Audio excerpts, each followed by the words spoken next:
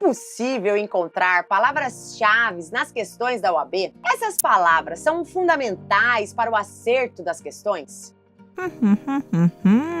Bom, a resposta é sim para as duas perguntas. Sem dúvida alguma, é possível encontrar palavras-chave e elas são imprescindíveis para a sua aprovação. Mas por que, professor, essas palavras-chave são tão importantes? Porque se você não conseguir entender o que o examinador está te perguntando, você não vai conseguir encontrar a alternativa correta. São as palavras-chave que constam no enunciado das questões que farão você compreender a questão e compreender o que o examinador espera de você. Os casos práticos trazidos na prova da OAB apresentam situações que se enquadram nas normas e há palavras que você precisa identificar para lembrar quais normas a questão está tratando.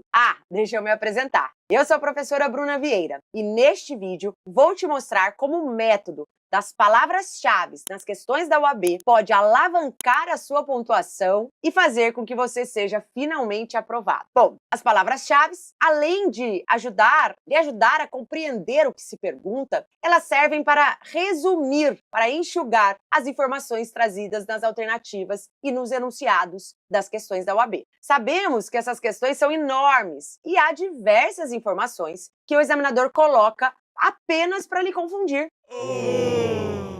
Como essas informações não trazem nada de relevante sobre o que está sendo perguntado, elas não lhe ajudam a encontrar a resposta correta. Ao contrário, elas dispersam, elas fazem você se distrair do que é realmente importante. Ou seja, o essencial se perde em meio ao excesso de informações. Vamos ao exemplo. Sempre fica mais fácil quando exemplificamos. Giuseppe, italiano, veio ainda criança para o Brasil, juntamente com seus pais. Desde então, nunca sofreu qualquer tipo de condenação penal, constituiu família, sendo pai de um casal de filhos nascidos no país. Possui título de eleitor e nunca deixou de participar dos pleitos eleitorais. Embora tenha se naturalizado brasileiro na década de 90, não se sente brasileiro. Nesse sentido, afirma que é muito grato ao Brasil, mas que apesar do longo tempo aqui vivido, não partilha dos mesmos valores espirituais e culturais dos brasileiros. Nessa primeira parte, já é possível encontrar as palavras-chave? Sim, mas vamos ler o enunciado todo, pois a depender do que o examinador está perguntando, as palavras-chave mudam. Giuseppe mora em Vitória, Espírito Santo, e descobriu o envolvimento do ministro de Estado Alfa em fraude em uma licitação, cujo resultado beneficiou indevidamente a empresa de propriedade de seus irmãos. Indignado com tal atitude, Giuseppe resolve, em nome da intangibilidade do patrimônio público e do princípio da moralidade administrativa, propor ação popular contra o ministro de Estado Alfa, ingressando no juízo de primeira instância da Justiça Comum, não no Supremo Tribunal Federal. Enunciado longo, né? Diversas informações, mas parece que as alternativas não falarão de todas essas informações. Aqui, vale olhar para as alternativas para entender o foco do examinador, o recorte do examinador. Quais são as informações que ele de fato quer que você aplique a norma, solucione o caso e encontre a alternativa correta. Alternativa A ação não deve prosperar.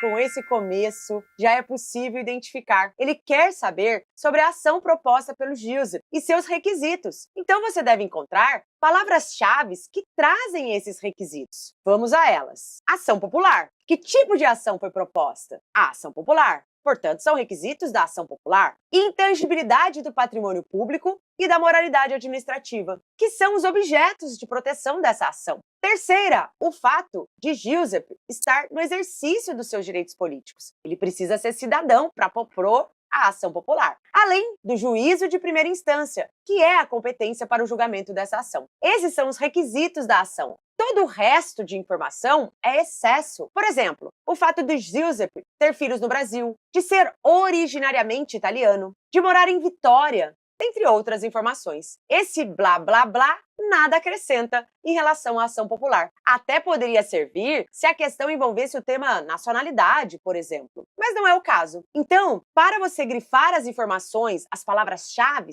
você precisa primeiro fazer uma leitura rápida, porém atenta, do enunciado e das alternativas das questões. A partir daí, você descobre o tema mais importante para o examinador e o que ele quer que você saiba sobre esse tema. Então, vamos seguir. Se os requisitos estão preenchidos, a alternativa que se deve buscar é a que determina que a ação deve prosperar.